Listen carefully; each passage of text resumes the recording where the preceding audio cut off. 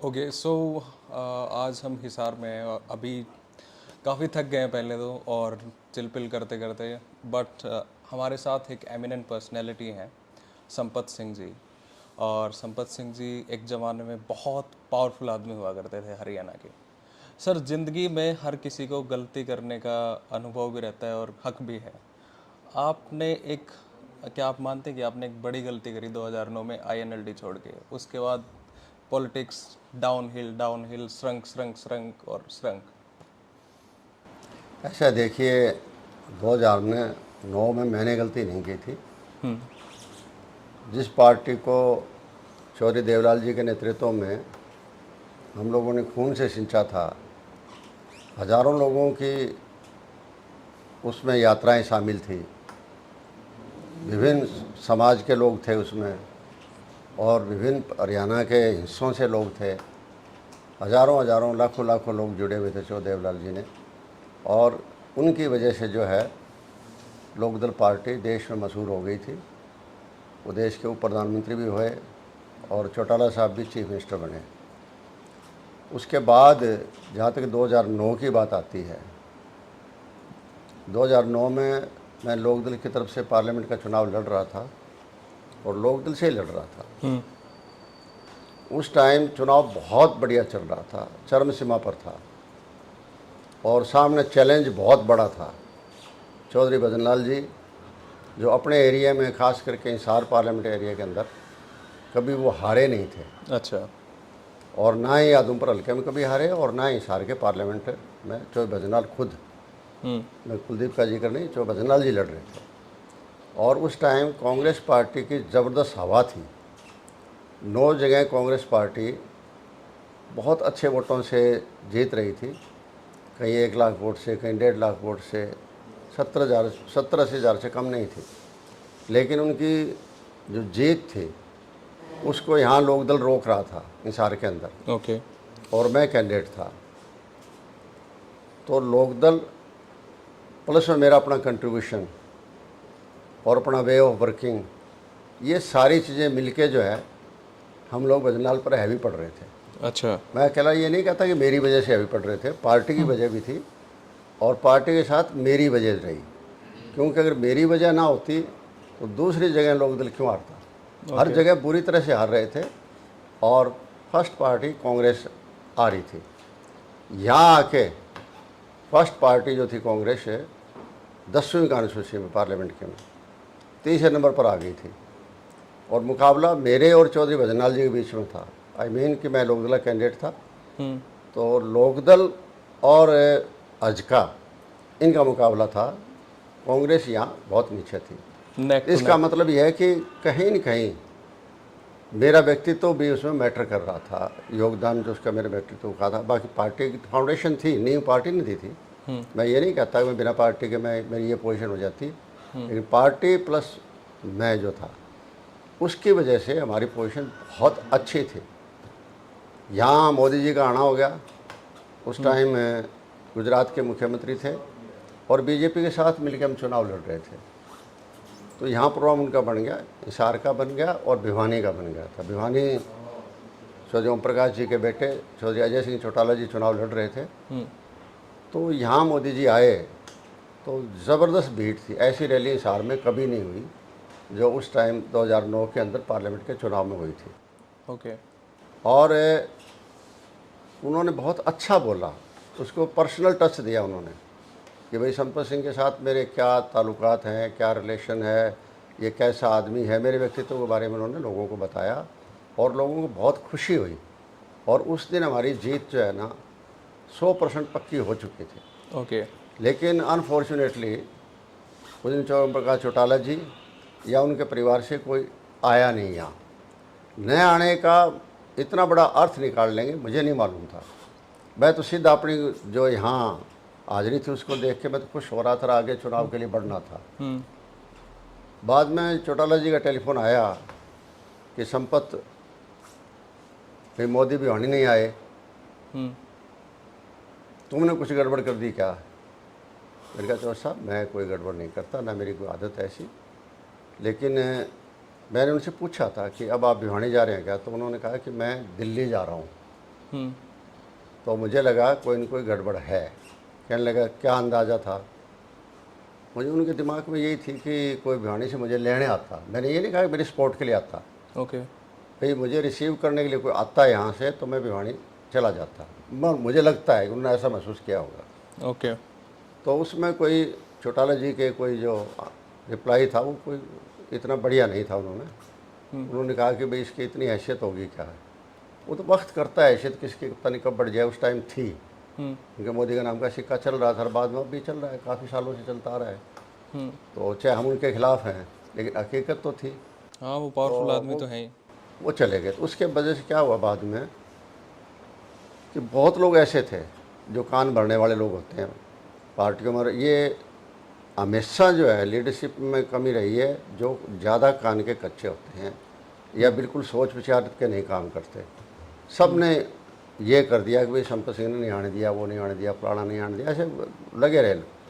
Ultimately जो है सबसे ज़्यादा लॉस मुझे हुआ बवानी खेड़ा में, क्योंकि बवानी खेड़ा भिवानी में पड़ता है। हाँ। ज़िले में हल्का पड़ता था यहाँ हिसार ज़िले में। तो वहाँ के जो भी मुख्य आदमी थे शिवगाम के या छोटा सा कस्बा है बवानी खेड़े के, वो सारे लोग भिवानी चले गए थे। अब उनको बुलाया गया था या चले गए थे मैं ये नहीं कह सकता, लेकिन मेरे लिए नहीं बचे थे वो काम करने के लिए उस दिन सेम डे को। और इसी तरह से काफ़ी जगह से जो है ना लोग भिवानी चले गए। तो अल्टीमेटली 6000 कुछ वोटों से हम हार गए। ओके। हारने के बाद चौटाला जी ने कहा कि संपत, मुझे नहीं सबको कहा, सारे कैंडिडेट्स थे कि हमारी हार क्यों हुई। तो मैंने कहा ठीक है। मैंने वीडियो रिकॉर्डिंग शुरू कर दी थी। जहाँ मीटिंग लेते थे 9 हल्के थे अलग अलग जगह, और वहाँ लोग जो है खुल के बोल रहे थे। तो किसी ने कहा कि संपत सिंह बुला रहा है और उनको दिमाग के अंदर ये गलतफहमी पैदा की गई कि मैं कुछ कर रहा हूँ वर्कर्स को, और वो चौटाला जी के खिलाफ बोल रहे थे। ये हो गया जी, वो हो गया, फलाना हो गया, ये मतलब जैसी बातें थी उनके उस वक्त की बात है। उन चीज़ों को उन्होंने बुरा माना कि ये तो तुम ऑर्गेनाइज करा रहे हो। अब मैं 9 हल्कों में ऑर्गेनाइज क्या करूँ। बेस तो देखो लोकदल का ही था और लोकदल के वो लीडर थे, तो पहली चॉइस तो उनके लिए वही थे। लेकिन जो कह दिया गया अभी सच बोलना है तो लोग सच बोलने लग गए। उसके बाद में हमारे यहाँ स्टेट कमेटी की मीटिंग हिसार में हुई थी। तो मैंने वो पॉइंट्स बनते थे 65 पॉइंट जो रीजन्स थे हार के, वो उनको दे दिए। और मैं जब बोला तो उसमें कुछ चीज़ें जिक्र कर दिया। तो उस टाइम वो फिर उस बात से लेकर वो गुस्सा खा गए। अच्छा। चलो जो उन्होंने बोलना था बोल दिया। उसके बाद घर परिवार ने कुछ कोशिश की बीच में कि रिलेशन ठीक हो जाएं, लेकिन उस पर वो नहीं बनी बात। अनफॉर्चुनेटली नहीं बड़ी बात। तो लोगों में जो मेरे साथ लगे हुए थे, चुनाव में माहौल ही ऐसा होता है। चुनाव के टाइम आदमी थोड़ा दिमाग से जो है ना और ज़्यादा, जिसके दिमाग पर दिल पर ठेस लगी हो तो कई बार वो ओवर रिएक्ट भी कर जाते हैं। लेकिन उस टाइम लगे रहे लोग कि नहीं जी फिर तो यहाँ कोई फ़ायदा ही नहीं, जो खुद हरा रहे हैं, ये कर रहे हैं, वो कर रहे हैं। और लोग ही ताकत थे। तो इसलिए जो है बाद में मुझे जो है जब ये देख लिया मैंने, वरना मैं तो 1977 से लगा हुआ था उनके साथ, और बहुत मुझे प्यार मिला, बहुत मुझे मौके मिले जनता की सेवा करने के लिए। मैं यूँ नहीं कह सकता चौरी देवलाल जी ने कोई कमी नहीं छोड़ी थी, बहुत कुछ दिया और मेरे बात की बड़ी इज्जत करते थे। मैं तो छोटा सा था उनके सामने, कुछ नहीं था। लेकिन बाद का माहौल धीरे धीरे से बनता गया कि कहीं न कहीं उनको ये लगने लग गया कि संपत कल के लिए तुम्हारे लिए कोई चैलेंज ना बन जाए। अच्छा, ऐसा था। जबकि मैंने कभी सोचा ही नहीं था ज़िंदगी में, जो पहला पद है स्टेट के अंदर उसके बारे में मैंने कभी नहीं सोचा, चीफ मिनिस्टर के बारे में। लेकिन कई बार नेताओं को वही बात है कि लोग भर देते हैं कि भाई इसकी कल को ये वो हो जाएगा, कल को ये हो जाएगा, ये पार्टी को काबू कर लेंगे। कौन कर सकता है? मैं कैसे कर जाता पार्टी को काबू? पार्टी तो देखो जो ख़ानदान के हिसाब से चलती है वो तो ख़ानदान के हिसाब से ही चलेगी। हाँ, ब्लड कोई लाइन दो राय नहीं है। और ये मुझे पहले दिन से पता था, इसलिए मैंने कभी भी इस तरह की इच्छा जाहिर कभी नहीं की। जो काम दे दिया उस काम को काम से काम मतलब होता रखता था। लेकिन खैर उसके बाद वो बात नहीं बनी तो अल्टीमेटली मुझे मजबूर होकर जिस पार्टी में मैं 32 साल तक रहा था और बिल्कुल जी जान से बाजी लगा के रहा था, और जितनी पार्टी चाहती थी उससे फालतू मेहनत करता था और बदले मुझे मिलता भी था। ऐसी कोई बात नहीं है कि मैं वहाँ मुझे कोई दिक्कत रही तो।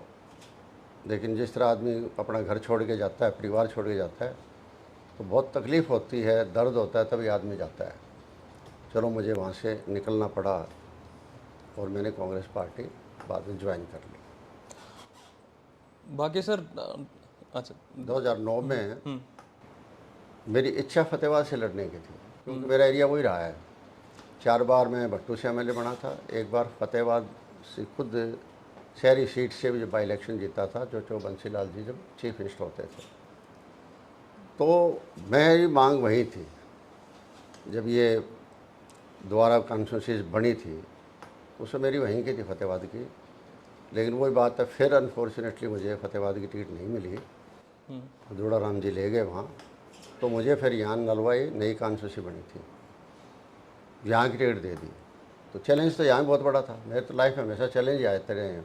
यहाँ चौधरी भजनलाल जी की धर्मपत्नी श्रीमती जसमा देवी चुनाव लड़ रही थी, और उनका परिवार का यहाँ काफ़ी अच्छा प्रभाव था, क्योंकि 34-35 गांव जो है आदमपुर हल्के के थे जो नलवा में आ गए थे। इसी वजह से उन्होंने अलग पार्टी बना रखी थी। तो कुलदीप बिश्नोई जी ने अपनी मां को यहाँ खड़ा किया था।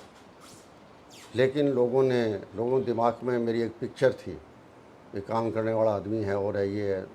पहले मैं ऑलरेडी एक बाई इलेक्शन में लड़ चुका था आदमपुर से, और मैं जिला प्रधान था, मैं स्टेट का यूथ का प्रधान था। तो आदमपुर हल्के मेरा काफ़ी आना जाना रहता था। मतलब कहने गए लोगों ने हाथों हाथ उठा लिया और 11,000 वोटों से जीत हो गई थी।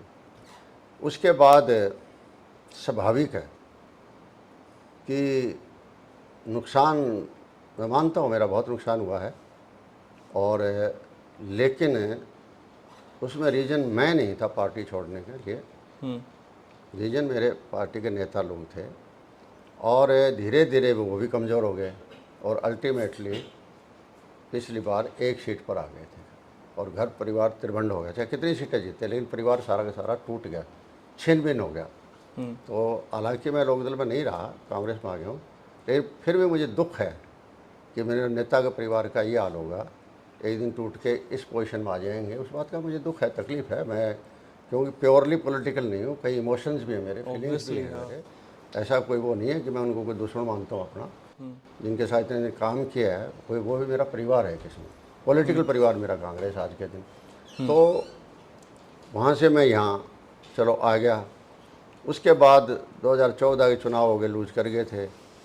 फिर 2019 का चुनाव आया, तो यहाँ फिर मेरी टिकट कट गई थी। ये आपस की कोई ग्रुपबाजियाँ थी पार्टी के अंदर।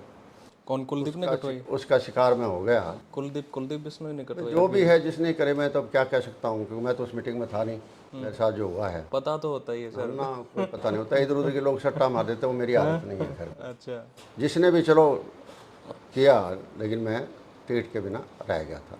ओके। उसके बाद फिर मेरी आदत है मेहनत करने की। मैं तो मेहनत करके आया हूँ। मेरा तो परिवार बिल्कुल आड़ी पाड़ी का परिवार था, साधारण सा परिवार। अपनी मेहनत पर आया हूँ मैं, कोई बाप दादे के नाम पर नहीं आया हूँ। मेरा परिवार तो कोई मेंबर पंचायत का चुनाव भी नहीं लड़ा कभी। तो लेकिन यह है कि मेहनत करते करते करते करते लोगों का अच्छा सहयोग मिला, प्यार मिला, और यहाँ तक पहुँच गए थे। तो 19 में नहीं मिली, कोई बात नहीं। फिर मैं जिस कैंडिडेट, यहाँ कुलदीप बिश्नोई के कैंडिडेट खड़े थे, और उधर से कुलदीप बिश्नोई खड़े थे। जैसे लोगों में यह था कि भाई, क्योंकि वो जो कैंडिडेट थे वो कुलदीप बिश्नोई जी का था, उससे अंदाज़ा लग रहा था कि रुकावट कहीं ना कहीं कुलदीप बिश्नोई ने डाली है। ओके। तो मुझे मजबूर होकर चुनाव के दौरान जो है बीजेपी में आना पड़ा, सिर्फ एक है इसी बात को लेकर, ये दिखाने के लिए कि इस हल्के में जिस आदमी उसने भेजा है वो आदमी कैसे जीते।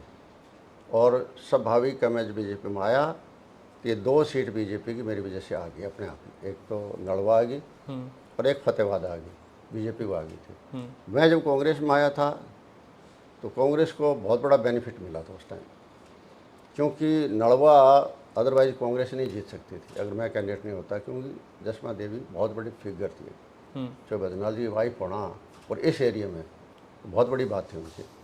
तो इसी तरीके से फतेहाबाद मेरा एरिया था, वहाँ भी जो है मेरा ही कैंडिडेट जो इसको मैंने सपोर्ट किया वही आया था, और यहाँ के बरवाड़ा इकलाना वगैरह इनमें सब में मेरा ही प्रभाव था, और काफ़ी कॉन्स्टिट्यूंसी थी, क्योंकि मेरे जैसे आदमी को लोकदल से 32 साल छोड़ के जो आदमी आ रहा है और इतनी हाइट पर पहुंचा हुआ आ रहा है, तो लोगों के दिमाग में यही हुआ भी इसके साथ जाती हुई है तो तुम्हारे साथ भी कभी हो सकती है। तो एकदम अजूम ने मेरे साथ पार्टी छोड़ी थी, तो कांग्रेस पार्टी का उसका अप हो गई थोड़ी, अदरवाइज तो सीटें तो 40 ही आई थी, कांग्रेस पार्टी की भी 40 आई थी उस टाइम। जो है मैं ये नहीं कहता सब कुछ मैंने ही 40 जीती है, लेकिन उसमें मेरा बहुत बड़ा योगदान था, और कांग्रेस पार्टी सरकार में आ गई। मुझे खुशी हुई कि चलो मेरी वजह से सरकार दोबारा आ गई है, लोगों के धंधे काम हो गए हैं, और हुड्डा साहब भी तकरीबन लोगों के लिए ठीक काम कर रहे थे, किसानों के लिए भी और दूसरों के लिए भी, विकास भी हरियाणा में ठीक चला रहे थे। तो मेरा सौभाग्य था कि मेरी वजह से उनको दोबारा फिर मौका मिला लोगों की सेवा करने का, वो मेरा सौभाग्य था। और क्योंकि एक अच्छा आदमी अगर राज करेगा, अच्छा आदमी करेगा तो सेवा लोगों की स्वाभाविक है, ज़्यादा सेवा हो पाएगी, लेकिन नहीं मिला तो कोई बात नहीं। फिर बाद में जो किसानों वाला जो मामला आया, उस बात को मैं बर्दाश्त कर ही नहीं सकता था। तो मैंने ये कह करी कि भाई ड्राइंग रूम में बैठ के और पुलिस प्रोटेक्शन में रह के राजनीति नहीं होती, क्योंकि उस टाइम बीजेपी की ये पोजीशन हो गई थी कि पुलिस प्रोटेक्शन में इनके मंत्री जाते थे, पुलिस प्रोटेक्शन में इनका चीफ मिनिस्टर जाता था। तो मैंने कहा ये इस किस्म की राजनीति मेरे पास की बात नहीं है, मैं हमेशा किसानों के लिए रहा हूँ, गरीब आदमी के लिए रहा हूँ। तो मैंने उसी टाइम छोड़ दिया था, कांग्रेस ज्वाइन कर ली थी। मेहनत करी, करते करते करते करते एक माहौल है जो बनता है स्टेट के अंदर, तो लीडरशिप का असर तो होता ही है, लेकिन साथ जो उनके एसोसिएट्स होते हैं वो सब मिला के इस माहौल को बनाते हैं, और अच्छा माहौल बन गया हरियाणा प्रदेश के अंदर कि एक तरफा कांग्रेस की लहर चलने लग गई। जब लहर चली तो स्वाभाविक है कैंडिडेट्स अपने आप उठ के आने लग गए, बहुत लोगों ने ज्वाइन कर लिया और बहुत लोग अपना खेल खेलने लग गए, जैसा भी था चलो चलते रहे। और टिकट वितरण हुआ तो मुझे जिस दिन टिकट की अनाउंसमेंट होती है उससे पहले तक किसी व्यक्ति को यकीन नहीं हो रहा था, न मुझे हो रहा था कि मुझे टिकट नहीं मिलेगी। अश्योरेंस था आपके पास कोई? अश्योरेंस था? नहीं, अश्योरेंस की बात नहीं थी। अश्योरेंस मेरे जैसे आदमी को, स्टेटस के आदमी को अश्योरेंस वाली बात थोड़ी होती है। अच्छा। कि भाई अपने आप में मैं, मेरा एक कद है, पहले भी था आज भी है, और परमात्मा जी ये प्रार्थना है कि जब तक जान में जान है एक ही बात बनी रहे। मैं और कुछ नहीं चाहता कि जो मेरा एक स्टेटस बना है, जो पब्लिक की नज़रों में मेरी एक इमेज बनी है, जैसी भी है, मैं तो ये चाहता हूँ ये बनी रहे। इसको लेकर फिर मैंने जो है काफ़ी कार्यकर्ता आए और मैंने फिर इंडिपेंडेंट का फार्म भर दिया था। उसके बाद स्वाभाविक है कि मैं उसको परिवार मानता हूँ, राजनीतिक परिवार मेरा। हुड्डा साहब भी, उनके बेटे भी, कई बार उनके टेलीफोन आए ओके। कि जो हो गया सो हो गया, कई कारण हो सकते हैं इसके, लेकिन आप जो है चुनाव ना लड़ें, इससे कांग्रेस पार्टी को नुकसान होगा। मैंने लोगों का हित देखे कि कहीं मैं आज़ाद लड़ूँ, ठीक है, उसमें मुकाबला होता तो मेरा और बीजेपी का होता, लेकिन कहीं भी अगर कोई ऐसी बात हो जाती कि बीजेपी का कैंडिडेट जीत जाता तो मैं अपने आप को मतलब कसूरवार समझता, और लोग भी मुझे समझते कसूरवार, क्योंकि संपत सिंह की वजह से बीजेपी दोबारा आ गई है। तो मैं उस बात को टालने के लिए, बड़ी बात को टालने के लिए, ये तो छोटी सी बात थी चुनाव लड़ना, चुनाव तो मैंने बहुत लड़ रखे हैं, इसलिए मैंने विदड्रा कर लिया था। ओके। और अब जो है उसके बाद मीटिंग हुई यहाँ, दीपेंद्र सिंह जी आए यहाँ, और लोग मैंने सारे बुला रखे थे, वर्कर जो थे मेरे साथ जुड़े रहे वो। तो उस टाइम उनके सामने यही कहा मैंने लोगों को कि भाई पुरानी बात उसको भूल जाए, अब बड़ा हित यही है कि कांग्रेस पार्टी को लाया जाए और बीजेपी को हटाया जाए।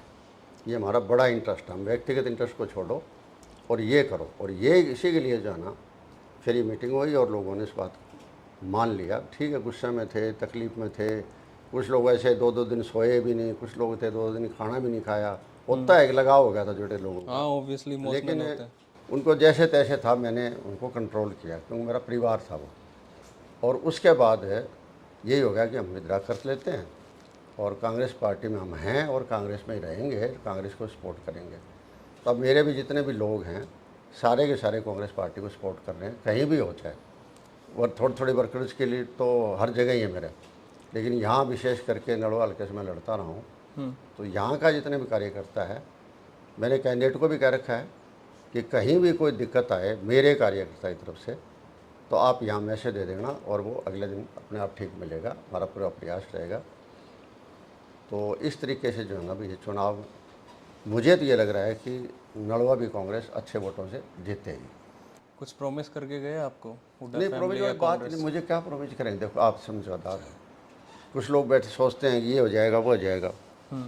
जिस आदमी के पास 10-12 साल मिनिस्ट्री रह चुकी हो और 15-15 मिनिस्ट्री रह चुकी हो, होम का, फाइनेंस का, ये आपका इंडस्ट्री का, एक्साइज टैक्सेशन का, टाउन एंड कंट्री प्लानिंग का, इरिगेशन का, पावर का, अर्बन डेवलपमेंट का, पार्लियामेंट्री अफेयर्स का, वित्त विभाग का, इतने डिपार्टमेंट रहे हैं मेरे पास है। तो कोई बचा ही नहीं डिपार्टमेंट जो मेरे पास ना रहा हो। दूसरी बात यह है कि 10 बार ये रहा, 5 साल में अपोजिशन लीडर भी रहा, चाहे बद्रीलाल जी के सामने। 91 से चीफ मिनिस्टर थे 91 से 96 तक, तो अपोजिशन लीडर भी रहा। और अपोजिशन लीडर था तो मैंने पहली बार लोगों को पता लगा कि अपोजिशन लीडर का भी कोई रोल होता है। अच्छा। हाँ, वो मैंने साबित किया, जनता के हित के लिए लड़ता रहा। चाहे मेरे पर मुकदमे बने, मेरे पर रेड डाला गया, चाहे बद्रीलाल जी ने सब कुछ किया, कई सालों तक कोर्ट में केस चलते रहे, वो मैंने सारा सह लिया। और एक और बता दूं कि जब मेरे पर रेड डाला गया था, केस रजिस्टर किया गया था, आज तक राजनीति के अंदर अकेला मैं आदमी हूँ जिसने जमानत नहीं कराई थी। वो जब चलान पुटअप हुए 3 साल बाद, तो चलान पुटअप के समय बेल कराई थी। उससे पहले मैंने कोई बेल नहीं कराई थी। बार बार जिक्र आता था पुलिस के एसपी वगैरह से कि ये आपको कल को गिरफ्तार कर लेंगे, ये कर लेंगे। मैंने कहा हो जाएगा गिरफ्तार, कोई बात नहीं, मैं बेल नहीं कराता।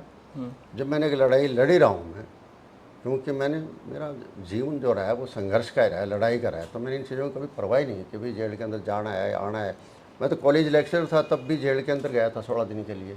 अच्छा। मेरी शुरुआत ही वहीं से हुई है, 72 में, 72 में कॉलेज लेक्चर लगा था। कितने 4 साल 5 साल रहे आप कॉलेज लेक्चर? हाँ, मैं 5 साल रहा था, दयानंद कॉलेज में भी और जाट कॉलेज दोनों मिला के रहा था।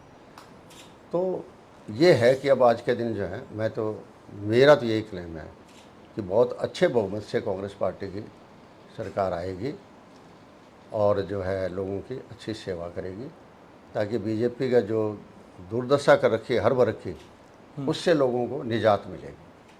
हिसार के ऊपर आपका क्या टेक है, क्या लग रहा है आपको? And I want your honest opinion. Congress का नाम आप डायरेक्ट ऐसे ब्लंटली मत बोलना प्लीज़ कि कांग्रेस जीतेगी। Honest opinion. देखिए, मैं बता रहा हूँ आपको, हिसार का मतलब आप कॉन्स्टेंसी भी लगा लीजिए, हिसार डिस्ट्रिक्ट भी लगा लीजिए। नहीं, डिस्ट्रिक्ट लगाएं हाँ। तो मुझे आज के दिन कोई एक आधी सीट पर, अब कोई उल्ट फेर हो जाए पता नहीं, बाकी कांग्रेस की जोड़ी में जा रही है। अच्छा, ऑलमोस्ट 7 हैं यहाँ, 7 सीट्स हैं। 7 में जो है कई जगह तो एक तरफे ही चुनाव हो रहे हैं, एक तरफ ही कांग्रेस पार्टी जीत रही है। लेकिन अगर कई मुकाबले भी हैं तो मुझे लगता है एज जो है ना वो कांग्रेस पार्टी का। बाकी अब ये देखिए 8-10 दिन और पड़े हैं। जैसे क्या होता है? आदमपुर में कुलदीप को हाँ, इस बार कुलदीप हार रहा है। चंद्र प्रकाश जी हार रहे हैं? बिल्कुल आ रहे हैं, बिल्कुल। इस बार एज नहीं है उनको? उनका बेटा ना एज बढ़त नहीं है? बिल्कुल ना, एज नहीं है। एज है वहाँ का नहीं है जरा। ज़बरदस्त कंपटीशन है और Congress party day by day gain कर रही है। मतलब ये नहीं है कि कांग्रेस पार्टी का कोई वोटर टूट रहा है, बल्कि बीजेपी का वोट टूट रहा है या चौधरी बद्रीलाल जी की फैमिली का टूट रहा है। मतलब ये कहिए आप कर। वो भी तो फैमिली का ही पार्ट थे एक टाइम पे। फैमिली का पार्ट, बिल्कुल, इसमें कोई दो राय नहीं है। फैमिली के पार्ट है, चौधरी बद्रीलाल जी के पोते हैं वो जो चुनाव लड़ रहे हैं वो, और इस सीट पर कभी वो हारे भी नहीं है, असेंबली की सीट पर। लेकिन इस बार मेरा मन तो ये कहता है, जैसे लोगों की रिपोर्ट आती है, क्योंकि वो एरिया मेरे पास काफ़ी दिनों तक रहा है। 19 गांव तो ऐसे हैं जो पुराने भट्टू हल्के में थे, जहाँ से चुनाव में लड़ता था। और उससे अलग भी जो गांव है ना, उन पर ही मेरा एक अच्छा लोगों के अंदर जानकारी या एक जगह है। तो जब लोगों से बात करते रहते हैं तो उससे अंदाज़ा मुझे ये लग रहा है कि कांग्रेस पार्टी वहाँ से जीतेगी इस बार, और ये एक किस्म का अजूबा ही होगा, क्योंकि इतने सालों के बाद 67 से जो बदलाव बनते आ रहे हैं, इतने सालों के बाद पहली बार ये मतलब होने लग रहा है, और ये होगा इस बार। आप ये इसलिए तो नहीं कह रहे कि वो आपके ओपोनेंट रहे हैं पॉलिटिकली? नहीं नहीं नहीं, ओपोनेंट नहीं, ओपोनेंट मैंने उनकी सपोर्ट करी है। यही जो भव्य बिश्नोई है, इन्होंने पार्लियामेंट का चुनाव भी लड़ा था 2019 में, और उस पार्लियामेंट के चुनाव के अंदर मैं गांव गया हूँ, उनके साथ गया हूँ। तो ऐसी कोई बात नहीं है। वो दूसरी बात है कि चलो वो हार गए बुरी तरह से, लेकिन मैं तो साथ गया हूँ। वो एक पार्टी का मामला होता है, हवा होती है किसके हो नहीं होती, ऐसा कोई मेरा वो नहीं रहा है। उनके उस टाइम मैंने उनको सपोर्ट भी करी है पार्टी में आगे। तो मैं ये भावना कभी रखता ही नहीं, व्यक्तिगत भावना कतई किसी चीज़ की मैं ये पड़े नहीं रखता किसी के खिलाफ, क्योंकि मेरे जब इतना साल हो गए हैं मुझे, आज मैं मान लो ये चुटपुट टाइप के बदले भावना रखूँगा, इसका ये हो जाए इसका वो हो जाए, तो फिर मेरा स्टेटस कहाँ रह जाएगा, फिर संपत्ति में थोड़ा ही रह जाएगा करके इस उम्र में आके। और पर्सनल वो जवान उम्र में था, वो जो आपस में गुथा होते थे, लड़ते थे, तो वो अलग बात है। वो माहौल भी कुछ ऐसा तो जरूरी था। अच्छा। क्योंकि उन्होंने यहाँ गदर मचा दिया था। अच्छा। अलग अलग जगह वो बना लिए थे अपने जगह, यहाँ अलग बना लिया हिसार में, आदमपुर में अलग जगह होगी, फतेहाबाद में अलग जगह होगी, एक इसमें बांट के पावर दे रखी थी, लोगों के साथ जातियाँ हो रही थी। तो वो वक्त था, लड़ाई लड़ने का वक्त था।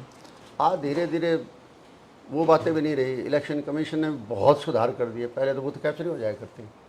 एक बार बाई इलेक्शन है, मैंने भट्टू से लड़ रहा था, जो पहला जो मैंने लड़ा था, तो चाहे भजनलाल जी चीफ मिनिस्टर थे, तो बड़ोपड़ में 3000 वोट थे। ओके। विष्णु में गाँव मेरा, और 3000 ही पोल हुए, और 3000 में से 3 वोट मुझे आए थे। जस्ट इमेजिन, बस। ऐसा टाइम था। मतलब क्योंकि वो सारा का सारा ये नहीं कि 3 वोट से मेरे पास अच्छा। 500-400 वोटों का था उस टाइम भी दम था, ज़्यादा नहीं था लेकिन इतना था।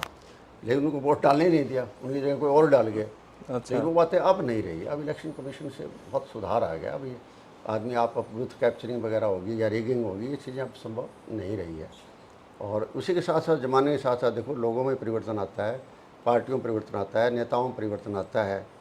तो मेरे साथ स्वाभाविक है, उसके हिसाब से मुझे भी जो जिस किस्म की प्रक्रियाएँ चल रही है, जिस किस्म की राजनीति चल रही है, उसका मुकाबला तो उसी तरीके से आपको करना पड़ेगा ना। बिल्कुल। सर, आपका इतना लंबा अनुभव रहा है, आप जैसे अभी बता भी रहे हैं, मैं आपसे जानना चाहता हूँ, what is your definition of Indian national Congress? Indian national Congress को आप कैसे देखते हैं? कितना आपको समझ आई है वो पार्टी, और उसमें पॉलिटिकली एक्टिव रहने के लिए क्या क्या करना पड़ता है? ये 2-3 सवाल ऐसा मैंने एक ही में पॉलिटिकली एक्टिव रहने के लिए तो वही करना पड़ता है जो और पार्टियों में करना पड़ता है। आपको लोगों से जुड़ा रहना पड़ता है। सबसे बड़ी बात तो ये होती है, लोगों से मतलब मेरे कहने और एक्टिव रहने दूसरी का बात ये मतलब होगी टिकट विकट मिलना। हाँ, टिकट मिलना मुलना वो एक चांस की बातें होती है। मैं इसको चांस मानता हूँ कि मुझे चांस नहीं मिलना था, नहीं मिलना था तो नहीं मिला, कोई बात को नहीं। ये मैं किसी को ब्लेम गेम मैं नहीं करता। आज मैं टिकट से वंचित तो मैं यूँ कहती इसने ये कर दिया, उसने वो नहीं कर दिया, इन चीज़ों में नहीं पड़ता। हाँ ठीक है, कहीं न कहीं नहीं मिली है, मुझे अफसोस है, उसका दुख है ज़रूर इसमें, लेकिन जो हो गया उसको मंजूर भी है। ऐसा नहीं कि कोई हम अब इस स्टेज पर आकर अपने एक छोटे से लाभ के लिए हम रिएक्ट करें।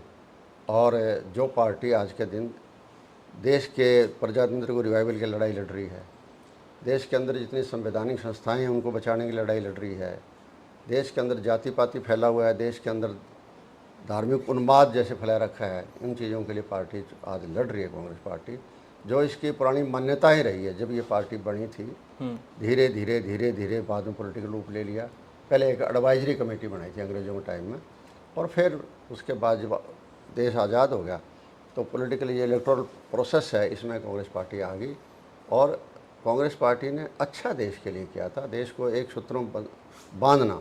देखिए आप उस टाइम कितनी तो स्टेट्स थी, प्रिंसली स्टेट्स है, पर अब और वो क्या क्या कांग्रेस नहीं था। और अब उन वाली चीज़ों कांग्रेस में तो को उन बहुत चीज़ों फर्क से है निकल सर। कर देश को कांग्रेस पार्टी ही आगे लेके आई थी, इसमें कोई दो राय नहीं है। और वो उसी रूप में मैं देखता हूँ कि आज अगर देश के अंदर कोई सुधार हो सकता है तो नंबर एक तो देखिए कि आपको स्ट्रॉन्ग पार्टी बहुत ज़रूरी है। चाहे कांग्रेस पार्टी की मेजोरिटी थी तब भी अपोजिशन जरूरी थी, और आज बीजेपी अलाइड हैं, उनके साथ भी कांग्रेस पार्टी का और अलाइड का मजबूत होना ज़रूरी है देश के लिए। और मैं मानता हूँ कि इस बार जो मतदाताओं ने किया है वो देश की डेमोक्रेसी को बचाने के लिए किया है, देश के संविधान को बचाने के लिए किया है, और उसमें काफ़ी कामयाबी मिली है। जैसे राहुल जी हैं, 2 बार अपोजिशन लीडर नहीं बन पाए कांग्रेस के, तो उससे धीरे धीरे मतलब एक देश को नुकसान होने लग रहा था, क्योंकि एक तरफ से आप तानाशाही फैला रहे थे, आपका मुकाबला करने के लिए कुछ था नहीं, ना पार्टी थी, ना कोई लीडर बचा था उस टाइम, क्योंकि आप संवैधानिक जगह बैठेंगे ना अपना, तभी आप उसका इस्तेमाल कर सकते हैं। तो राहुल जी जैसे अपोजिशन लीडर बन गए, लीडर बनने के बाद उस पद का जो है ना वो सदुपयोग यही कर रहे हैं कि विपक्ष की भूमिका होनी चाहिए, तानाशाह पर एक कंट्रोल डालने का एक तरीका हो, नकेल डालने का एक तरीका हो, वो तरीका देश को लोगों ने दे दिया। और दे दिया तो आज जो है ना, जो मोदी जी जिस तरह से पहले करते थे तानाशाही का, उस बात पर काफ़ी हद तक उन पर कंट्रोल आया है। सर पर आप एक चीज़ ये भी देखिए ना कि लीडर ऑफ अपोजिशन भी हैं कांग्रेस के, वो मेन लीडर हैं, उसके बाद भी जम्मू कश्मीर और हरियाणा के चुनाव हो रहे हैं, वो स्टिल फॉरेन ट्रिप्स पे होते हैं, और वो भी इतने क्रूशियल चुनाव हैं जम्मू कश्मीर के और अलॉन्ग विद हरियाणा। तो अभी तो कोई कांग्रेस ने अपने बड़े नेताओं की रैली या ऐसा कोई प्लान आउट ही नहीं किया है। और उसके अपार्ट आप ये देखिए कि हरियाणा कांग्रेस तो इतनी खबरें आती हैं कि आज शैलजा छोड़ देगी, आज हुड्डा ने न्यू कर दिया, आज रणदीप ये बोल रहा है, तो मतलब पूरे धड़ों में बटी हुई कांग्रेस है। आप इस गुटबाजी को और आप अपने मेन लीडर की पॉलिटिकल जो एक्टिवनेस है उनकी, उसको आप किस तरीके से देखते हैं? देखिए, पॉलिटिकल एक्टिव हैं सभी लीडर्स हैं और सभी अपनी अपनी जगह काम कर रहे हैं। जहाँ तक आप कहते हैं कि हमारी सेंट्रल लीडरशिप के प्रोग्राम अभी नहीं हुए हैं, तो देखिए, जो पार्टी ये सोचती है कि हम लड़ रहे हैं और अच्छे बहुमत के साथ हम आ रहे हैं, उसके बाद लीडरशिप को लास्ट के टाइम में टाइम देते हैं कि ताकि लोगों में और जोश आ जाए। शुरू के अंदर जो है ना, कोई पार्टी हो उसको ग्राउंड अपना बढ़ाना पड़ेगा, और कांग्रेस का ग्राउंड पहले दिन से बन गया। और कहीं भी जो है ना, आज बीजेपी कहीं नज़र नहीं आ रही है, इसलिए बीजेपी के बड़े बड़े नेता आ रहे हैं।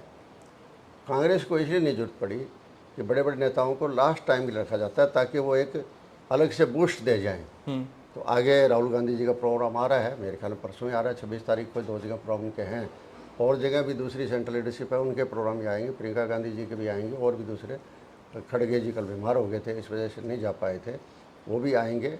लेकिन जहाँ जहाँ जरूरत समझी जाएगी, क्योंकि अब साथ में जम्मू एंड कश्मीर में चुनाव हो रहे हैं, वो हमारे लिए और ज़्यादा इम्पोर्टेंट चुनाव हैं, क्योंकि वहाँ का जो है कश्मीर के अंदर भी एकदम प्रजातंत्र तो लाना जो है, असेंबली विधानसभा दोबारा बनाना, स्टेटहुड दोबारा बनाना, स्टेटहुड दोबारा देना, ये सबसे बड़ा इशू है आज देश के लिए। कैसे जम्मू कश्मीर को स्टेटहुड मिले, स्टेटहुड मिलेगा तो स्वाभाविक, अब तो जो चुनाव होंगे वो सबसे बड़ी पावर गवर्नर के पास ही होगी, चीफ मिनिस्टर के पास वो पावर ही नहीं होगी। तो उसके ये लड़ाई तो हो रही है, सिर्फ वहाँ मतलब जो है ना, दोबारा जो है स्टेटहुड लाने की लड़ाई लड़ रहे हैं, और यहाँ बाकायदा स्टेटहुड है, और कांग्रेस पार्टी स्टेट पार्टी जो है वो सक्षम है, स्टेट के नेता सक्षम है इसके अंदर कि परिवर्तन, ज़बरदस्त परिवर्तन आएगा। लोग कल्पना नहीं कर सकते इतनी सीटें कांग्रेस पार्टी को आएगी, बीजेपी को अपनी मुँह की खानी पड़ेगी। जहाँ तक आप कहते हैं ये कि आपस में ये हो रहा है वो हो रहा है, ये देखिए विचारों का होता है, स्वाभाविक है, एक घर परिवार के अंदर खुल के बोलने का अधिकार होगा, तो लोग अपनी बात बताएंगे, अच्छी बात है, बजाय वो दबके रह जाए, अंदर दबके रह जाए,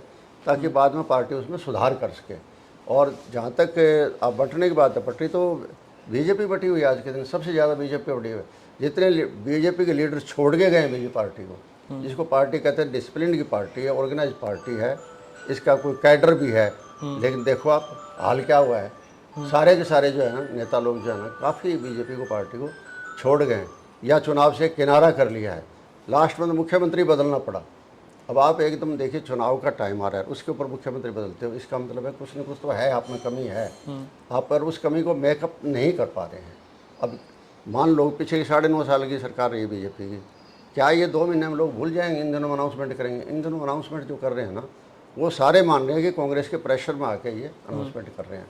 तो लोग इतने जल्दी नहीं भूलते इनको, चाहे वो किसानों के साथ हुआ अन्याय हुआ, युवा के साथ अन्याय हुआ, ना नौकरियां निकली, नौकरियां निकाली गई, तो टेस्ट हुए 300 किलोमीटर दूर जाके, और जो पेपर लीक हो गए, पेपर कैंसिल हो गए, उस परिवार पर क्या बीतती है जिसका बच्चा साल साल तैयारी करता है, साल तैयारी करके खर्चा भी लगाता है, माँ बाप की कुछ उसके ऊपर होप्स हो जाती हैं, खुद अपना करियर बनाने का भी उसके दिमाग में रहता है, और वो चीज़ें एकदम ख़त्म हो जाए ये आर्मी की भर्ती हुआ करती थी। हरियाणा का ज़्यादा जवान सबसे ज़्यादा हरियाणा का आर्मी में जाता था।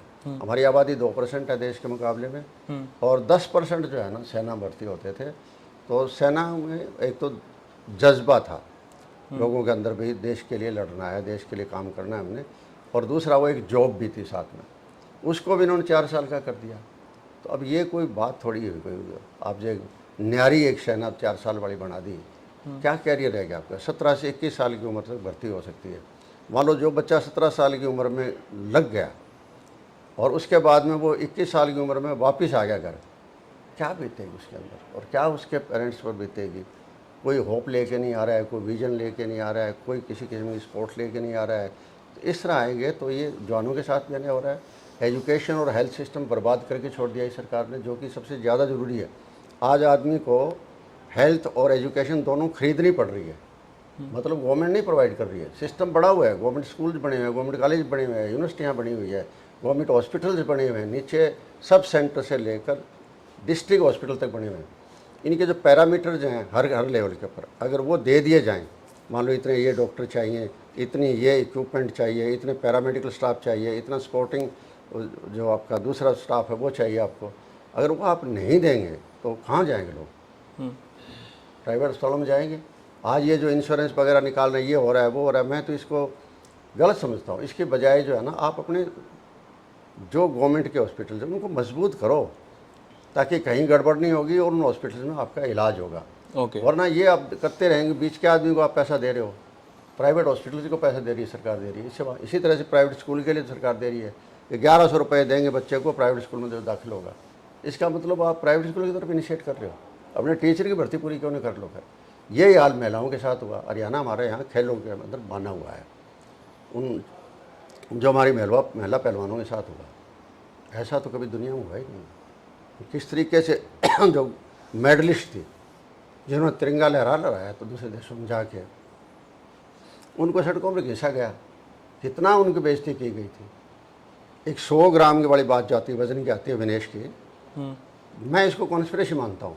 कहीं नहीं किस लेवल पर हो, ये देखिए वो तो इंक्वायरी से पता लगता है, लेकिन वही ज़रूर है।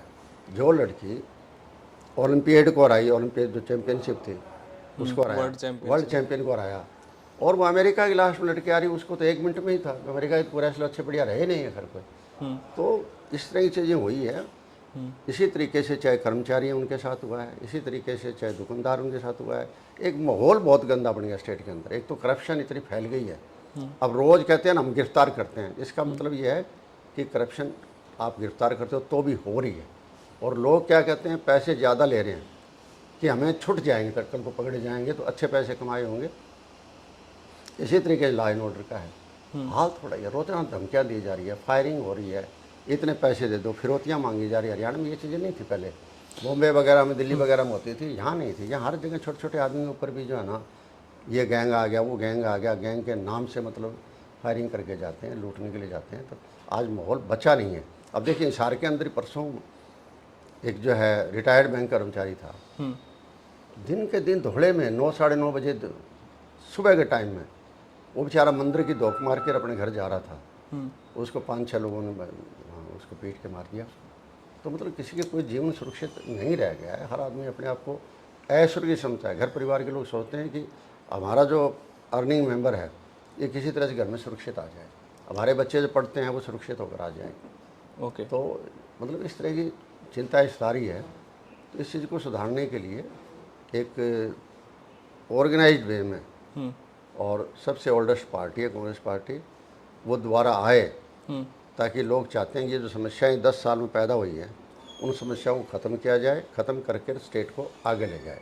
सर जो आपने पिछले 5 मिनट में सारी बातें बताई हैं उस पर एक ओपिनियन ये है कि ये तो कहने के लिए बातें हैं, इसके पीछे की कहानी ये है कि पिछले 10 साल में हरियाणा में जाट सीएम नहीं रहा, तो एक जाट सीएम का तो अब मौका बनता है, और इतने दिन हो गए। तो ये तो आगे की बातें कि चलो आपने बता दिया कि महिला पहलवान का इशू, किसान आंदोलन का इशू, पर असली दर्द तो वो है। क्या दर्द हो गया कि भी जाट चीफ मिनिस्टर नहीं होना। नहीं, ऐसी कोई बात नहीं। हरियाणा में थोड़ा देखिए नॉन जाट चीफ मिनिस्टर रहे हैं, और जाट भी चीफ मिनिस्टर रहे हैं। वो देखो लोगों पर और पार्टी पर डिपेंड करता है। लोग जिसको चाहते हैं वो चीफ मिनिस्टर बनता है। यहाँ कोई जाति पाति वाली बात नहीं है। जाति पाति वाली बात कास्टिज्म तो बहुत है sir, sorry to interrupt, Haryana में कास्टिज्म नहीं है। हरियाणा में कास्टिज्म देखिए कोई फैलाने वाली पार्टी है। ये 10 साल में उन्होंने फैलाया है, लेकिन चलो वो तो खत्म करना होगा ना। सब लोगों को पटरी पर लाना होगा। पहले तो कल्चर में तो है ही अपने। पहले तो कोई कास्टिज्म नहीं था, कहीं नहीं था कास्टिज्म। अब इन्होंने कास्टिज्म का भी और धार्मिक उन्माद भी, जैसे कहता हूँ मैं, फैलाया है इन्होंने, इसमें कोई दो राय नहीं है। और उसमें सुधार लाने की आवश्यकता है, और सुधार जब भी आएगा जब इन लोगों को जाना पड़ेगा और कांग्रेस पार्टी आएगी तभी सुधार आएगा। ओके, आपके पुराने दोस्त या आपके पुराने लीडर ओम प्रकाश चौटाला, बात होती है कभी? नहीं, मेरे दोस्त नहीं, मेरे लीडर हैं। आपके लीडर? हाँ, लीडर हैं, बड़े हैं मेरे से, काफ़ी बड़े हैं। हाँ, कई बार हुई है। जैसे यहाँ कोई हिसार में आए, मैं भी बैठने के लिए चला गया, वो भी बैठने के लिए आवाज़ नहीं, इस उम्र में भी। देखिए, इस बात को मानना पड़ेगा। चलो हमारे डिफरेंसेज रहे हैं, हम अलग भी हो गए हैं, सब कुछ हुआ है, लेकिन उस आदमी की हिम्मत का कोई मुकाबला नहीं है। हैंडीकैप होते हुए 89 का उन्होंने कंप्लीट कर लिया है, इस उम्र में आज भी फिर रहे हैं। अब ये दूसरी बातें हैं, चलो उनके विचार क्या है या क्या करते हैं, क्या किया उन्होंने, जो भी, लेकिन फिर भी जो है ना, इस टाइम में ये तो मानना पड़ेगा कि उस आदमी जैसी हिम्मत, जब परिवार फट गया एकदम, सबसे ज़्यादा चोट तो परिवार को फटने ही लगी है। दूसरी जो पॉलिटिकल पार्टी बनाई थी, देखिए चौधरी देवलाल हमारे लीडर रहे, उन्होंने सारे देश के अंदर वर्चस्व बनाया। उसमें हरियाणा प्रदेश में ओम प्रकाश चौटाला जी का भी हाथ था। मतलब ऑर्गेनाइजेशन में वो बहुत मजबूत होते थे। वो कमियां देखो हर आदमी होती है, वो कमियां कई बार आपको डबो भी देती है, लेकिन ये चीज़ तो माननी पड़ेगी कि टायरलेस आदमी मतलब जो है ना वो रहे हैं। क्या बातें करते हो वैसे आप मिलते हो तो? नहीं मिलते, राजी खुशी, बस कोई पॉलिटिकल बात नहीं आती। हॉस्पिटल में मैं मिल गया उनको, और बाद में भी जैसे उनके पोते का दसोठन था, अभी रिसेंट अबे के लड़कों के पोतों का, तो उस टाइम जो है ना मैं फार्म पर भी गया था, बुलाया था उन्होंने, बाकायदा टेलीफोन अभय सिंह आया था, मैं गया भी था। तो मैं कहता हूँ ना कि पारिवारिक तौर पर हमारे कोई डिफरेंसेस नहीं है, राजनीतिक डिफरेंसेस हैं, स्वाभाविक है ये तो है, लेकिन पारिवारिक तौर पर कोई हम, अब हमारे जैसे लोग, वो लोग इतने जो इस मामले के अंदर इतने स्ट्रॉन्ग हो चुके हैं, हमारी जो विचारधाराएँ इतनी स्ट्रॉन्ग हो चुकी है कि हम पैटी चीज़ों पर ये नहीं है कि वो को बुलाएगा तो हम ना जाएँ, जाएंगे, उसमें कोई बात को नहीं। सभी लोग जाते हैं।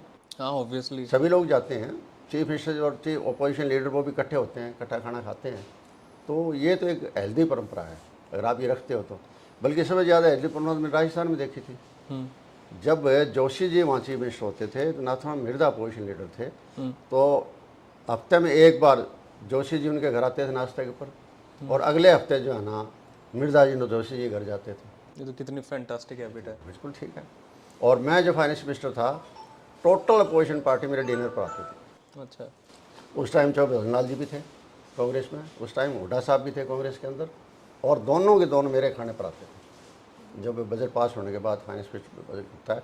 अदरवाइज आपस में बहुत कम जाते हैं, मेरे पर सारे आते थे। ओके, वो मेरा सौभाग्य था। उनके पोते याद करते रहते हैं आपको, शेरो शायरी करते हैं कि चौटाला साहब ने 2009 में कहा कि कोई जब सेकंड इन कमांड उनके छोड़ के गए तो कि मेरे को याद भी नहीं कि वर्षों पुराने याराने गए, कई चेहरे पहचाने गए, ऐसे करके याद तो आपको करते रहते हैं कंटिन्यू। उनकी सोच है, वो अपनी सोच के मुताबिक कह देते हैं। मेरा तो जो कोई याराने वाली बात वो तो थी नहीं, मैं तो पार्टी में था, परिवार से भी जुड़ा हुआ था। याराना क्या, मेरे बहुत अच्छे रिलेशन थे, मैं पार्ट एंड पार्शल था, पार्टी का भी और परिवार का भी था। हो गए डिफरेंसेज आते हैं, एक स्टेज ऐसे आ जाती है जहाँ के आप इकट्ठा रहना आपके लिए मुश्किल हो जाता है, इससे अच्छा अलग रह के एक दूसरे की इज्जत करें। हाँ, ये भी है। अभी मैं किसी से बात कर रहा था तो स्पेशली बाडड़ा में, तो वो बोल रहे थे, मैंने पूछा कि जेजेपी भी है कहीं फाइट में, तो उन्होंने कहा कि जेजेपी और नोटा की फाइट है कि किसके ज़्यादा वोट आ जाएंगे। हाँ बिल्कुल, तो ये हालात हो गए बिल्कुल हो गए हैं, इसमें कोई दो राय नहीं। देखो, जो बीजेपी ने सरकार चलाई है उसके साथ साथ अगर बीजेपी दोषी है उतनी जेजेपी दोषी है। जो आदमी जिस पार्टी के खिलाफ चुनाव लड़े और जिसको आप यहाँ तक कहते बड़े बोल, कभी भी आदमी को ज़्यादा बड़ा बोल नहीं मारना चाहिए। और ये तो इसमें तो माहिर है, जमुना पार कर देंगे इनको, जमुना पार कर देंगे बीजेपी को। अब ये बातें थोड़ी, जमुना पार कौन किसको कर सकता है। आज हम कह दें भाई कांग्रेस पार्टी बहुत अच्छी पोजीशन है, लेकिन हम कह दें बीजेपी को हम खत्म ही कर देंगे, क्या हम कैसे खत्म कर देंगे? वो आइडियोलॉजी मानने वाले लोग की अपनी आइडियोलॉजी है, तो वो कोई बात को नहीं। खैर उसके लिए तो इतनी बड़ी बोलियां तो बोलनी नहीं चाहिए। खैर वो ज़्यादा बोलियां बोल गए थे। बचपन देखो था ही, इसमें कोई दो राय नहीं। जब आपकी 25 साल की उम्र में आपको MP बनने का मौका मिल जाता है, कहते हैं ना सबसे छोटी उम्र बने। अगर संविधान इजाज़त देता तो 16 साल की उम्र में बन सकते थे, तो संविधान ने इजाज़त नहीं दी 25 से नीचे। नहीं तो 5 में भी बन जाते हो। परिवार का मामला था, परिवार आगे पार्टी बढ़ रही थी, तो उसमें आप किसी को खड़ा कर देते थे और वो खड़ा करते तो वो ही बन जाता। तो इसलिए ये जो है ना छोटी उम्र में जो बन जाते हैं ना, तो स्वाभाविक है, जिनको संघर्ष नहीं देखा जिन्होंने, तो उनमें ये थोड़ा बहुत इस तरह की चीज़ें आ जाती है, पैदा हो जाती है। थोड़ा उनको अपने आप पर जो है ना घमंड कह दो, गर्व कह दो, या इमोशंस को कंट्रोल करना चाहिए। इसको कंट्रोल बिल्कुल कर। इमोशंस को की तो कोई जगह ही नहीं है। इमोशन की जो है हमारे सामाजिक रिलेशंस में, इमोशन जो है ना सामाजिक रिलेशन के अंदर है, और राजनीति के अंदर इमोशंस को जो है ना ज़्यादा हावी नहीं होने देना चाहिए। You have to be ruthless. नहीं, रूथलेस नहीं है, रूथलेस नहीं है, बैलेंस्ड। अच्छा, बैलेंस्ड माइंड होना चाहिए। मतलब आप इतना भी ना बोलो कि कल को आपका जो है ना लोग ये कहेंगे आज आप ये क्या बोल रहे हो, पहले आपका ये वीडियो दिखाएंगे, ये दिखाएंगे। इतना भी नहीं आदमी को बोलना चाहिए। ना तो इतनी परहेज करो जिससे कि आपको जवाब देना पड़े, और ना इतना किसी को कंडम करो कि कल को आपको फिर उसका जवाब देना पड़ेगा। सर जैसे आपने अभी बात कही ना कि वो 16 साल की उम्र में भी बन जाते हैं, जो नेपोटिज्म वाली बात जो आपने 2009 में भी कही थी ये बात नेपोटिज्म की, तो आप हरियाणा का जो ये नेपो सीन सिनारियो है, स्पेशली पॉलिटिकल सिनारियो, ये बड़ी फैमिली राज करती आ रही है, आपने भी कहीं भुगता ही होगा कहीं ना कहीं। बहुत भुगता है। 2014 का चुनाव था, मैं कांग्रेस पार्टी से पार्लियामेंट का चुनाव लड़ रहा था। उस टाइम में इधर से कुलदीप बिश्नोई चुनाव लड़ रहे थे, और इधर से जो है ये अपना दुष्यंत ये चुनाव लड़ रहे थे, और कांग्रेस से मैं लड़ रहा था। उस टाइम में सोसाइटी का डिवीज़न हो गया था, ज़बरदस्त डिवीज़न हुआ था 2 भागों में, Jat leadership, non Jat leadership.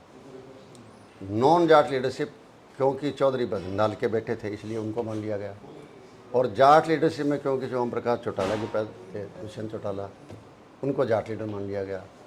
मैंने कभी जाति पाति में विश्वास नहीं किया, इसलिए न मैं जाट था न मैं गैर जाट था, इसलिए मैं बैठ गया किसी का। मैं कहीं नहीं था। जब चुनाव हुए ना उस दिन मैंने कहा मैं गायब हूँ, चुनाव से मैं गायब हूँ, मुझे कोई रिजल्ट का इंतजार नहीं है।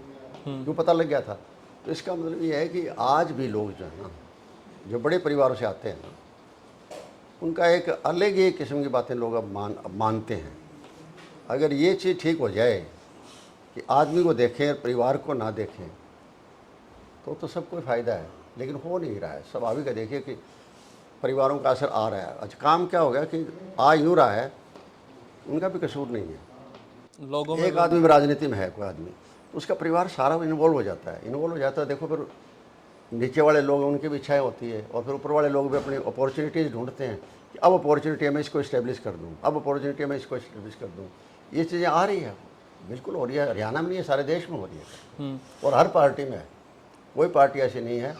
हाँ बिल्कुल, ये आदमी कोई अगर अनमैरिड होगा तो वो तो एक अलग बात है फिर। ओके, तो सर आप क्या फ्यूचर देखते हैं अपनी पुरानी पार्टी का और जेजेपी एंड INLD कहीं उभर आज के पाएंगे? दिन तो सर एक सेकंड में पूरा कर लेता हूँ कि जब हरियाणा में, छोटे से हरियाणा में 2 इतनी नेशनल पॉलिटिकल पार्टियां बिल्कुल स्टेब्लिश हो चुकी हैं, नीचे तक ऑलरेडी स्टेब्लिश्ड हैं, वहाँ पे अब ये रीजनल पार्टीज, ये दोनों की दोनों जो एक ही फैमिली का धड़ा है, क्या सरवाइव कर पाएंगे या दोबारा से रीबिल्ड कर पाएंगे अपने आप को? देखिए,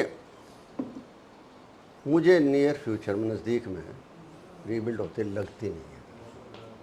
आप जिन्हें ठीक कहा कि दोनों बड़ी इस्टेब्लिश हो चुकी हैं, दोनों, और यहाँ आपस की लड़ाई इतनी बढ़ गई। हाँ, एक थर्ड पार्टी का रूप तो ले सकती है, थर्ड पार्टी का रूप ले सकती है बिल्कुल। अब तो थर्ड पार्टी का रूल नहीं था अब, क्योंकि एक सीट ही आई थी लोक दल की, उधर चलो जेजेपी 10 आ गई थी। अब जेजेपी क्योंकि बीजेपी के साथ अलाई होगी तो लोगों ने बीजेपी से ज़्यादा जेजेपी को दोषी मान लिया, तो स्वाभाविक उनका उभरना आज के दिन मुश्किल है। कल को कुछ कह नहीं सकते, पता नहीं, पहले बीजेपी के बारे में सोचा ही नहीं था कि हरियाणा में कोई बीजेपी राज करेगी, नहीं सोचा था, और हो गया। होने को अचंभे कभी हो सकते हैं, कई बार ऐसे सिचुएशन आती है कि आप किसी के बारे में आप ये नहीं कह सकते ये ख़त्म हो गई, ख़त्म कोई नहीं होता। पता नहीं कहाँ कब मौका मिल जाए किसको रिवाइव होने का, क्या कारण बन जाए। सरकार को जाने के कारण बढ़ जाते हैं, सरकार को बढ़ने के कारण बढ़ जाते हैं। तो मैं कोई इस तरह की बात नहीं कहना चाहता कि वो पुरानी ख़त्म हो जाएगी। हाँ, हो सकती है रिवाइव, इसमें कोई दो राय नहीं है। जो पॉलिटिकल फैमिलीज हैं मान को पॉलिटिकल तौर पर वो लड़ेंगे, संघर्ष करेंगे, हाँ, लेकिन टाइम बहुत लगता है।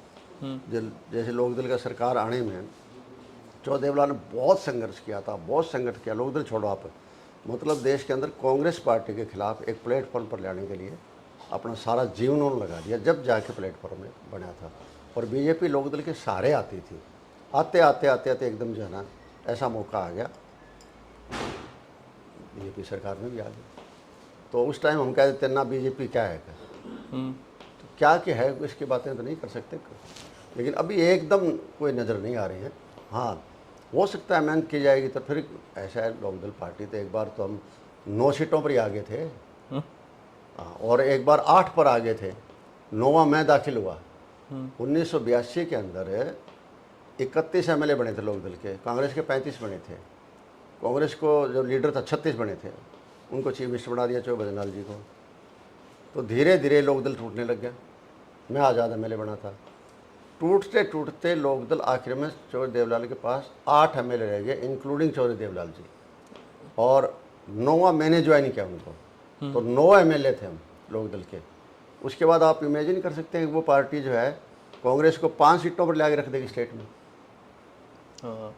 जो एंटी कांग्रेस ग्रुप बना था, जिसके अंदर CPI भी आ गई थी, CPM भी आ गया, कई सीटें उनको भी दी गई थी, बीजेपी भी साथ थी, सारे लोग जुड़ के आपस में मिल के, और कांग्रेस को सिर्फ 5 सीट दी थी, 50 सीटें कांग्रेस से अलग गई थी।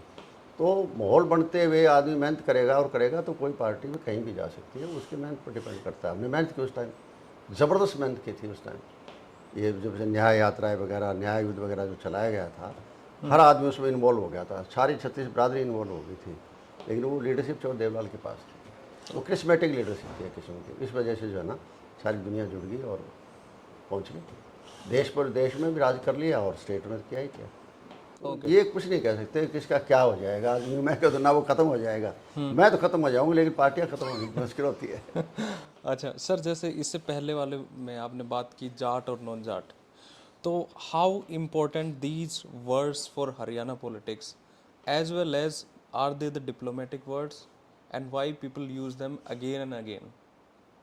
What is your definition of Jat and non Jat?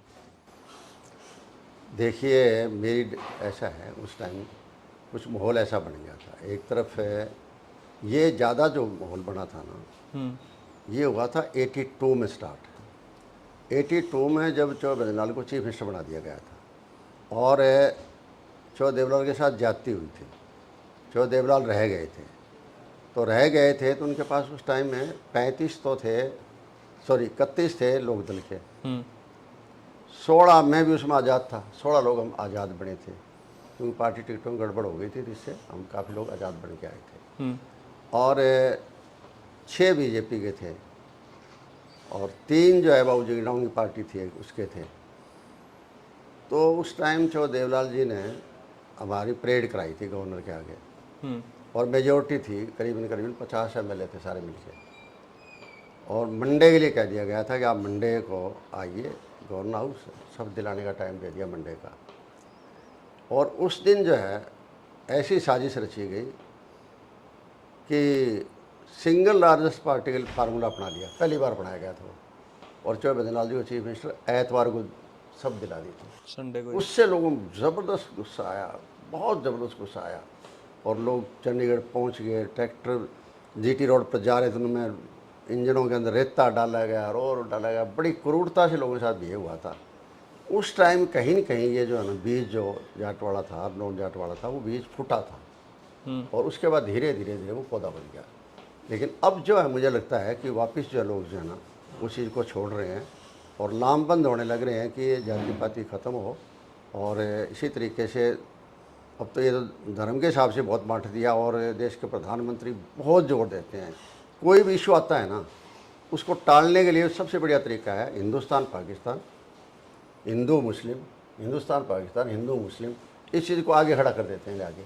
बोले कांग्रेस वाले तो पाकिस्तान की भाषा बोलते हैं, अगर मोदी के खिलाफ तो करेंगे तो पाकिस्तान वाले तो पाकिस्तानी भाषा बोलते हैं। मोदी की खिलाफत पाकिस्तान करता है या कांग्रेस करती है, ये क्या मतलब हुआ?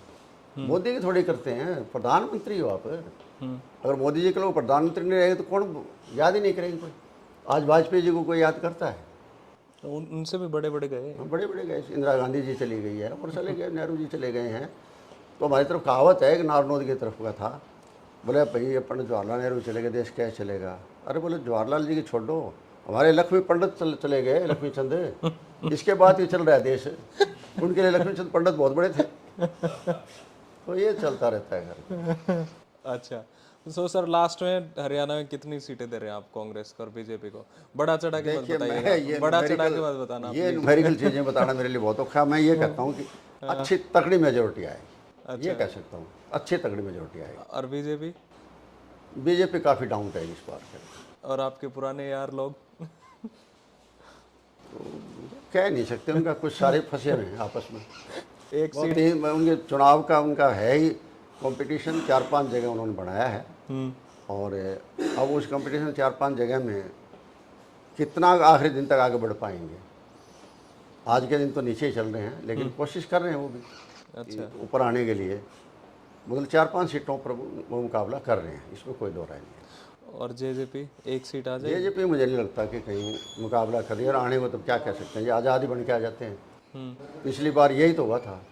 जेजेपी के कौन थे? जोगीराम कोई जेजेपी के थोड़ी थे। इसी तरीके से वो बबली था, वो कोई जेजेपी का थोड़ा ही था। इसलिए काफ़ी सीटें लोग थे जो इंडिपेंडेंट चुनाव लड़ना था, जिन्होंने जो टिकट बीजेपी की मांग रहे थे वो कांग्रेस की मांग रहा था, और उन्होंने दी नहीं तो इधर आ गए, क्योंकि लोगों ने अपनी मेहनत कर रखी थी। तो ये जुड़ गए, पार्टी जुड़ गई, जीत के आगे थे।